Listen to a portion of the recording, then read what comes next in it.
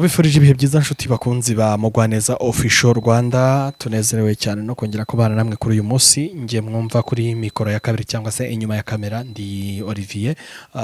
Ntabwo ndi jyenyine muri studio, ndi kumwe na Mugwaneza Sandrine, ari nawe kandi muyobozi wa Mugwaneza Official Rwanda.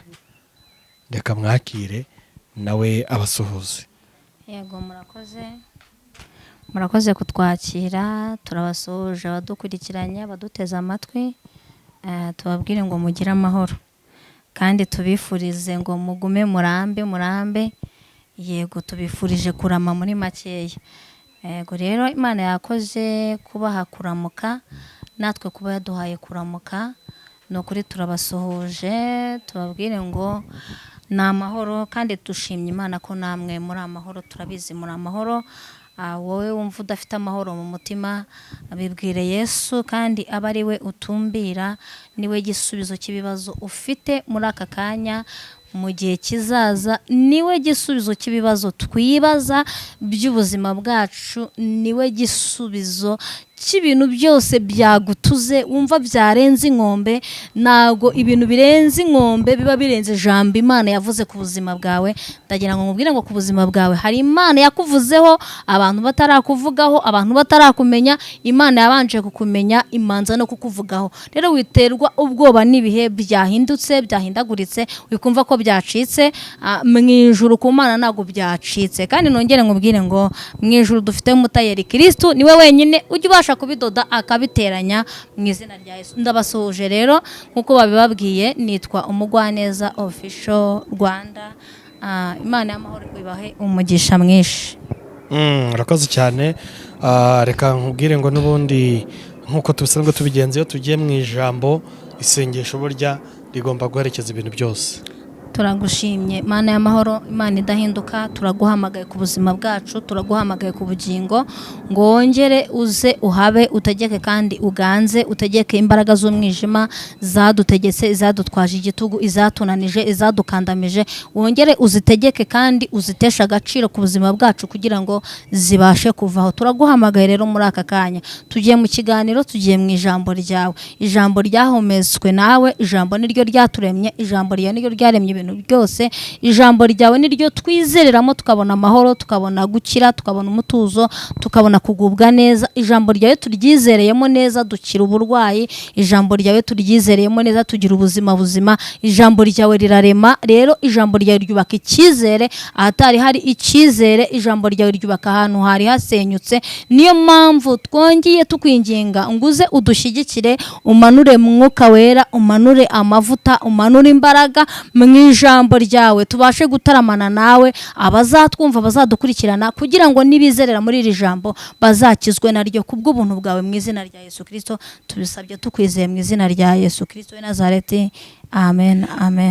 Urakoze cyane kudushyira imbere y'Imana. Hanyuma kandi dushishikariza abantu badukurikiye rwose, nimukore subscribe, turashaka nibura kuzamuka. Murabona ko tumaze kuba benshi, tumaze kugera mu bihumbi hafi 10. Nimukomeze tugere mu bihumbi 50, ntacyo bitwaye. Umubare w'abemera Imana n'abayihamya ntabwo kuba waba mwinshi biteye isoni. Nimusharinga ibiganiro, mukore subscribe, mukore share, mukore comment. Comment ni ukuvuga ngo hari abantu badasobanukirwa ibyo ari byo. Baba bazi ko iyo bakoze comment baba bazi ko ngo ari amafaranga baduhaye. Ntabwo ari amafaranga duhaye rwose, ahubwo ni ukuvuga nawe kubyumva, ugatanga umusanzu wawe mu bitekerezo. Ntiwibwire ngo kwandika ijambo hari aho bihuriye n'amafaranga, hoya rwose. Ahubwo ubuduhaye umusanzu w'ibitekerezo, uvuga uti nanjye reka ngire icyo mbivugaho, cyangwa nawe ukatubwira ubutaha namwe muzavuge kuri iki, cyangwa muzakosora iki ngiki. Nabyo biradufasha, ntabwo twanga gukosorwa. Hanyuma rero Mugwaneza, ubushize twaganiriye ku bijyanye n'umuryango, tugaruka ku mibereho ya sosiyete muri rusange, tugenda dukebura tugaruka. Uyu munsi agaseke tuzaniye nakahe? Agaseke nzanye nako ijambo ry'Imana. Agaseke tuzaniye munsi ni ijambo. Kanshaka Bibiliya. Yego. Ubwo n'abadukurikiye namwe niba badukurikiye nabo nibicarira nabo bafate Bibiliya. Mufate Bibiliya, ubwo twagiye mu ijambo. Tugiye gusoma amagambo yanditse mu gitabo cya Matayo 19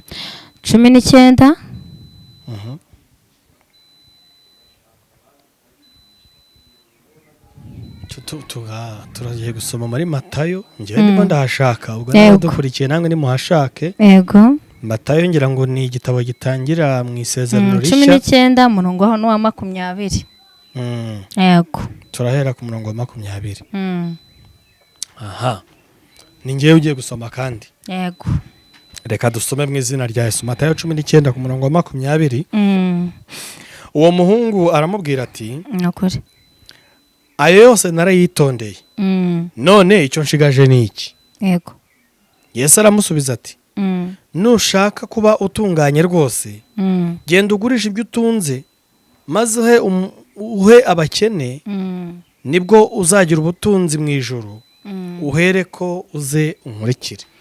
Ngo uwo muhungu abwira Yesu aramubwira ati ayo mategeko yose narayitondeye.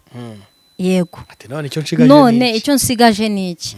Yesu aramubwira ngo genda ugurishe ibyo utunze uhere ko uzegire gute nkurikire.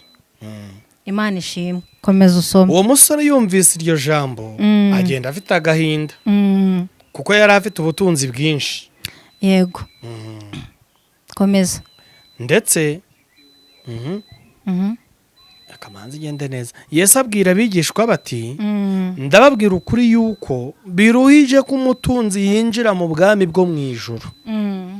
Ndetse ndababwira yuko icyoroshye ari uko ingamiya yanyura mu zuru ry'urushinge kuruta ko umutunzi yinjira mu bwami bwo mu ijuru. Yesu asubiza uyu musore cyangwa se nawe uri mu nyumva arababwira ngo ni nkaho yakababwiye ko bikomeye ko umutunzi yakwinjira mu ijuru. Arababwira ngo rwose icyoroshye nuko ingamiya yakwinjira mu izuru ry'urushinge. Yarabwiye uyu musore aramubwira ngo genda ugurishe ibyawe nurangiza ubisige uzugire gute unkurikire. Hanyuma umusore ariko agenda ababaye agendana akangononwa bivuze ngo yagiye yivovota atumvishije neza ibintu Yesu amubwiye. Ari abantu muri iyi minsi n'ubundi batumva neza ntibamanze ngo banasobanuze. Gusa dusubiye ku rundi ruhande yaramubwiye ikintu gikomeye ariko byari bivuze yuko ubutunzi ntaho buhuriye n'ubugingo, ubutunzi nta hantu buhuriye n'iby'ijuru, ahubwo ubutunzi Imana ibuguha ngo ubukoreshemo ibintu n'ubundi bizatuma winjira mu bwami, bizatuma winjira mu ijuru. Impamvu rero Yesu yaramubwiye ngo biraruhije ko umutunzi yakwinjira mu ijuru nuko nyine umutunzi aba bifite ariko nabashe kubikoreramo umugisha. Si bose ariko harimo ababa batabisobanukiwe, harimo n'ububisobanukiwe ariko akagira ubugugu bwo mu mutima, akagira ubugugu muri we. Ntabwo tukubwiye ngo genda ugurishe ibyawe nk'uko yamubwiye, oya, ahubwo mu byo utunze gira ukuntu ukoreramo Imana. Were kubyihererana, ufasha abakene, ufasha abababaye, ufasha abari kwa muganga, ufasha abo bose bagucaho bababaye. Ntukubwiye ngo nyine wiyaye ubimare, ariko mu byo ufite koresherezamo Imana umurimo. Koramo umurimo w'Imana. Nicyo bivuze. Noneho kugira ngo Yesu yere kutubona muri uru ruhande rwo kuba bigoye kugira ngo umutunzi yinjire mu bwami bwo mu ijuru, akavuga ngo ni nk'uko ingamiya yakwinjira mu izuru ry'urushinge. Yaratanze urugero kubera yuko yari abonye ku bantu b'abatunzi gupfa gukurikira Kristo ntibyoroshye, ariko nyamara biroroshye. Ugomba gukurikira Kristo ukizera ijambo rye kandi na bwa butunzi bwawe bukamukorera. Twebwe ntabwo tukubwiye ngo genda ubugurisha utaza kunyumva nabi. Ntabwo bivuze ngo numara kugurisha ubutunzi wari ufite aribwo uza gukorera Yesu, oya. Tuvuze ngo nawe udatunze, biravuze ngo nubwo ukurikiye Yesu ariko shyiramo no gukora, kubera ko gukora no gukurikira Yesu ni ibintu byuzuzanya. Kubera ko iyo wakoze ubona nuko witangira umurimo we. Kuko nicyo hari ijambo nasomye riravuga ngo ni icyatumye dusigaza ikirete, ni ukugira ngo dutunganye ibidatunganyijwe. Ibidatunganyijwe harimo umurimo w'Imana utuzuye, kuko iyo uba wuzuye ntabwo Yesu yari kujya ku musaraba ngo abamburwe. Yabambwe kubera ko dufite ibyaha. rero bivuze nyine ngo umurimo ntiwari wuzuye, ahubwo yaje kugira ngo awuzuze, natwe tumufashe kugira gute kuwuzuza. Tuzawuzuza rero dukora imirimo ikwiriye, dukora iby'Imana ishaka kandi ishima, nicyo kizatuma umurimo wa Kristo wuzura. Imana ibaho umugisha. Amen. Komeza udusome. 25 haravuze ngo abigishwa babyumvise barumirwa cyane bati nukuri ubwo bimeze bityo ninde ushobora gukizwa? Abigishwa babyumvishije ibintu Yesu yatanze urugero rukomeye. Wenda sinzi ko twapfa guhita tubyumva, ariko urugero Yesu yatanze rurakomeye. Yaravuze ngo biragoye ko umutunzi nyamuneka wowe utunze uri mu nyumva noneho ufata ibi bintu wumve ko bitagoye, ahubwo uvuge ngo ibi bintu ko Kristo yavuze ko bigoye, mbese nabigendamo gute, naca mu zihe nzira kugira ngo bireke kungora? Ashaka inzira ucamo. Hanyuma hepfo ngo abigishwa be barabyumvishije ngo baratangara, ngo baravuga ngo nimba bimeze gutya, nimba Yesu avuze gutya, ninde washobora gukiranuka? Tugendeye ku ijambo Yesu yavuze bisa nkaho bikomeye, ariko ntago bikomeye. Nufata ibintu nk'ibikomeye bizakubera ibikomeye, nufata Imana nk'ikomeye izaza nk'ikomeye, nufata Imana nk'inyantege nke izaza nk'inyantege nke, nufata Imana nk'idashoboye izaza nk'idashoboye, nufata Imana nk'ishoboye cyane izaza nyine nk'ishoboye cyane, nuyifata nk'ishoboye buhoro ukumva ko hari ibintu wowe wamanza kwiciramo ubwawe ugaca izindi nzira, nyine izakubera gutyo. Ariko nufata Imana ukayigira iya mbere mu burwayi bwawe, ukayigira iya mbere mu kibazo ufite, ukumva ko ariyo ya mbere, ukumva ko ariyo yo gushyirwa hejuru, ukumva ko ariyo yo gutaramirwa, ukumva ko ariyo yo kuvugwa, ariyo yo gusingizwa, izaza nyine nk'iyo gusingizwa kuri wowe, izabona ko wayigiriye icyizere gikomeye cyane. Hari amagambo Imana yaravuze ngo umuntu ushaka kunkurikira yiyange kugira ngo agire gute abo wanjye cyangwa se ankurikire. Imana nidushyigikire. Hanyuma muri Yobu hari amagambo Imana yivugiye, yaravuze ngo yimura imisozi itabimenye 9:5, ngo yamara kuyimura ikayubikana uburakari bwayo. Wikumva ko bikomeye rero, iyi Imana yimura imisozi itabimenye, yamara kuyimura ngo ikanyeganyeza n'imfatiro z'isi. Niba Imana inyeganyeza imfatiro z'isi ikimura imisozi itabimenye, yamara kuyimura ikayubika, kuki wumva ko imisozi iri kuri wowe iremereye? Kuki wumva ko uwo musaraba kuwikorera ukomeye? Ntabwo umusaraba kuwikorera ukomeye. Yesu yaravuze ngo ibyanjye ntabwo bikomeye, nta nubwo biruhije, nta nubwo biremereye, ahubwo we wibiremereza. Fata ibintu by'Imana uvuge ngo Mana ndashaka kumenya ibintu byawe, ariko muri nge nta bwenge burimo, muri ngewe ndumva nta kintu ndimo numvamo. Hari umuntu ufata ijambo ry'Imana yarisoma akumva ni nk'imvaho. Bibaho.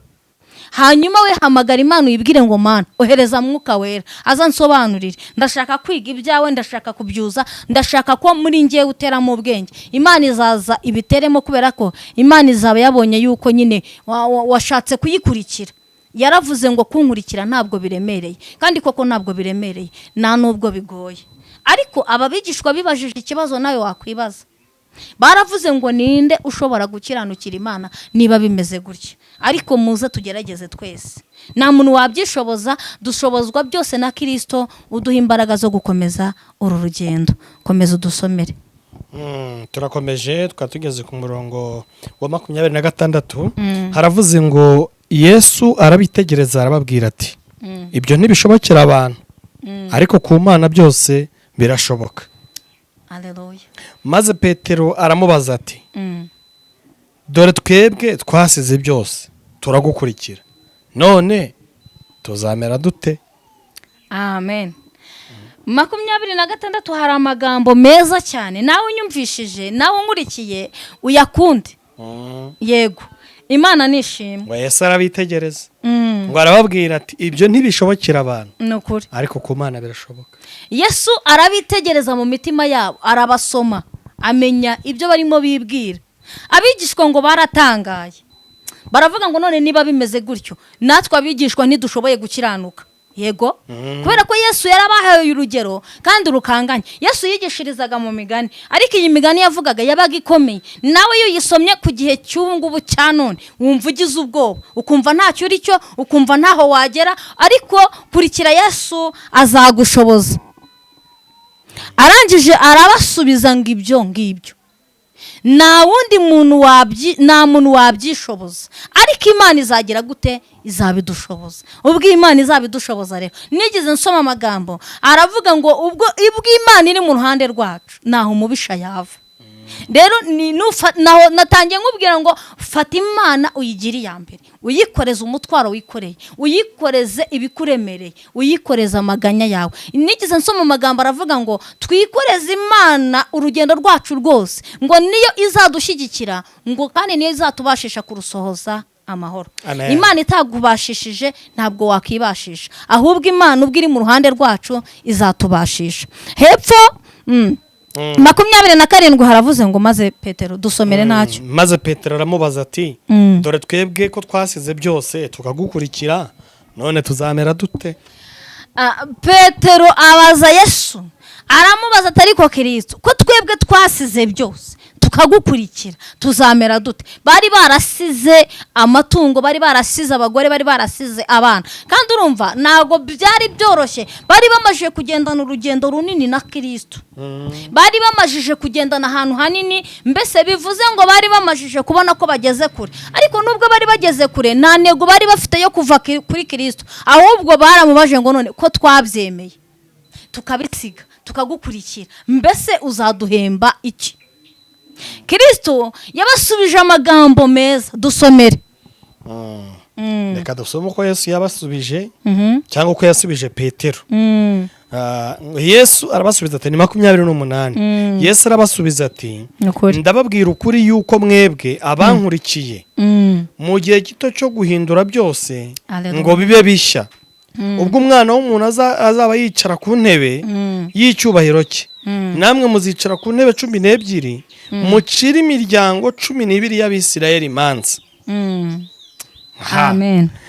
29 aravuze ngo umuntu wese wasize urugo cyangwa bene se cyangwa bashiki be cyangwa nyina cyangwa abana cyangwa amasambu kubw'izina ryanjye azahabwa ibiruta inshuro 100 kandi azaragwa n'ubugingo buhoraho. 30 ari naho dusoreje aravuze ngo ariko benshi b'imbere bazaba b'inyuma, kandi ab'inyuma bazaba b'imbere. Imana tugirire neza. Imana ishimwe. Nongera ninginga abakristo bo muri iyi minsi ya none, muri iki kinyejana tugezemo, twirinde kuzaba twarabanje imbere ngo twongere tube ab'inyuma. Hanyuma Yesu yasubije amagambo akomeye, arababwira ngo abarekeshejwe ibyabo no kunkurikira nzabahemba ubugingo buhoraho. Ariko nanone ongera yasubiremo. Yesu arabasubiza ati ndababwira ukuri yuko mwebwe abankurikiye mu gihe cyo guhindura byose. Arababwira ngo ndababwiza ukuri mwebweho abankurikiye mu gihe cyo guhindura byose ngo bibe bishya, ngo bibe bishya, ubwo umwana w'umuntu azicara ku ntebe y'icyubahiro cye, ngo ubwo umwana w'umuntu azicara ku ntebe y'icyubahiro cye, namwe muzicara ku ntebe 12, namwe muzicara ku ntebe 12, mucira imiryango 12 y'Abisirayeli imanza, mucira imiryango 12 y'Abisirayeli imanza. Imana ishimwe. Amen. Urumva yuko yabahaye isezerano, arababwira ati ndabizi nyine mwarabisize, ariko nanone ikintu mbabwiye, abasize ibyabo bakankurikira, nzabahemba, nzabagororera, nzabagirira neza. Kandi nanone bivuze ngo azabaha icyubahiro cyo kwicara kuri iyi ntebe, bagacira iki? Imiryango ya Isiraheli imanza. Imana idushyigikire. Ariko hepfo nanone hari amagambo akomeye, aravuze ngo abari abambere bazaba abanyuma, nanone abari abanyuma bazaba iki? Bazaba abambere. Nyamuneka bivuze ngo hari umuntu watangiye umurimo yumva ari byiza, yumva bikunze, yumva bishishikariza abantu kugira ngo baze begera Imana. Ariko nanone ugasanga yafashe nanone iyindi ya nyuma, yateye intambwe, yasubiye inyuma, yasubiye mu byo yari yararetse, yongeye nanone kongera kwereka abantu ko Imana itariho, itakibaho, Imana ntakishoboye, ntabwo ari byiza. Bivuze ngo yari yabaye uwa mbere, none arimo aragerageza kugira gute kuba uwa nyuma. Imana iturinde kuba abanyuma, ahubwo Imana iduhe guhora turi aba mbere. Nyamuneka we wari warabaye uwa mbere, komeza ubu uwa mbere. Nawe wumva ko uri inyuma, gerageza uburyo wakwigira mu bandi, wigire mu b'imbere. Imana idushyigikire. Imana nibaho umugisha rero, Data wa twese akomeze aturwanirire kandi atubere byose. Hanyuma dusoreje ku magambo yanditse muri Zaburi 23 umurongo waho n'uwa mbere. Haravuze ngo Uwiteka niwe mungeri wanjye sinzakena, andyamisha mu cyanya cy'ubwatsi bubisi, nganjyana iruhande rw'amazi adasuma ku bw'izina rye. Inkoni ye n'ishimbo ye nibyo bimpumuriza, ngasubiza intege mu bugingo bwanjye. Nyemerera bugingo bw'umuntu waruguye umwuma, unyemerere umushyigikire, umukangure, unyemerere umubere byose. Ngo Yesu aravuze ngo abasize byose bakamukurikira, ngazabahemba ubugingo buhoraho. Ariko nanone hano hari amagambo avuze ngo ni wowe mungeri wacu ntituzakena. Hepfo hari andi magambo avuze ngo ishimbo yawe n'inkoni yawe nibyo biduhumuriza, ngasutse amavuta mu mutwe, ngo igikombe cyanjye kiraseseka. Hepfo hari ayandi avuga ngo kugirirwa neza n'imbabazi ze bizatwomaho iminsi yose tukiriho. Mana turaguhamagaye, turakwingize, turaguhendahenze ngo unyemerere utwomeho iminsi yose, umugisha wawe utwomeho. Hepfo hari andi magambo avuga ngo natwe tuzaba mu nzu yawe iteka ryose. Dushyigikira uduhe kuba mu nzu yawe mu izina rya Yesu Kristo. Utubere byose, utubere ubwugamo. Unyemerere Mana utubere ishyikizo, nta shyikizo twari dufite ariko tubere ishyikizo. Unyemerere uduhe Mwuka Wera atuyobore. Unyemerere ubutatu butagatifu buze buture muri twebwe, ntibutujye kure. Utubere Imana y'amahoro, utubere umungeri wacu, nta wundi muntu waturagira.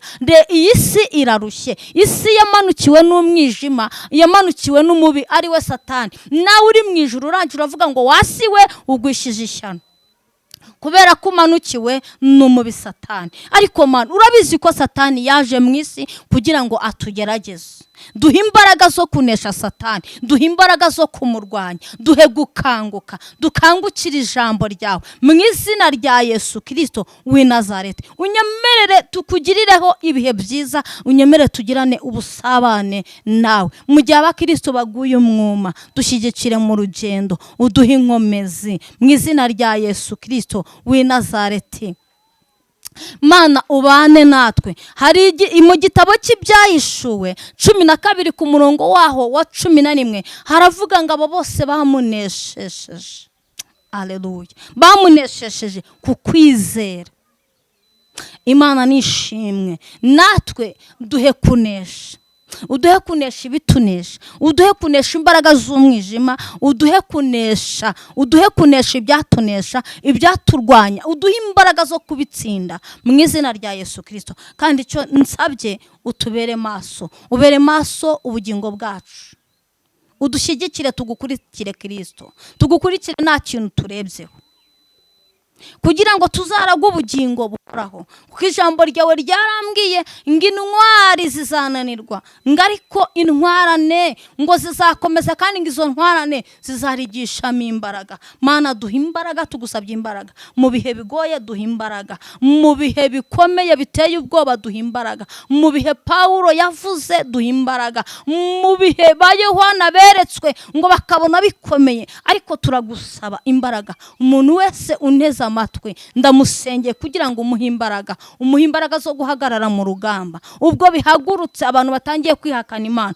ubwo abantu benshi bagiye kuva ku Mana, ubwo abakristo bazarenganwa, ariko duha imbaraga mu izina rya Yesu. Utaduha imbaraga twabivamo, iby'isi bitwaje abantu igitugu. Mu izina rya Yesu Kristo duha imbaraga zo kuba mu by'isi, uduhe n'imbaraga zo kuba mu by'ijuru mu izina rya Yesu. Ntabwo tuvuze ngo iby'isi nitwabibamo kandi turi mu isi, ariko duha imbaraga zo kuba mu isi, uduhe ubwenge bwo kuba mu by'isi, uduhe n'imbaraga zo kuba mu by'ijuru. Urakoze, urakarama, uri Imana igomba kubana natwe, kuko ijambo ryawe ryarambwiye ngo nitubona ibyo byose bikomeye ngo tuzararame turebe mu ijuru, ngo ubundi tukubaze. Uri Imana itadusize, uri Imana izabana natwe, uri Imana iri mu ruhande rwacu. Mu izina rya Yesu Kristo nyemera tukwikomezeho, kandi nawe udukomeze mu izina rya Yesu Kristo Nazareti. Amen. Amen, amen. Turabashimiye cyane mwebwe mwarimo dukurikiye. Ijambo ry'Imana rizahoraho. Reka dukomeze kurisharinga, turisangiza inshuti zacu, turisangiza abavandimwe bacu, kugira ngo rikomeze kugera hirya no hino, kandi namwe Imana ibahe umugisha. Ntihagize ukenera kuvugisha umukozi w'Imana by'umwihariko, cyangwa se ukeneye ko musengana, iyo nimero iri guca kuri ekara wayihamagara cyangwa ukatwandikira, ahita kwitaba cyangwa mukaba mwavugana, kugira ngo umenye n'ibindi bitari ibingibi biri gutambuka kuri kamera. Imana ibahe umugisha. Shalom. Yego.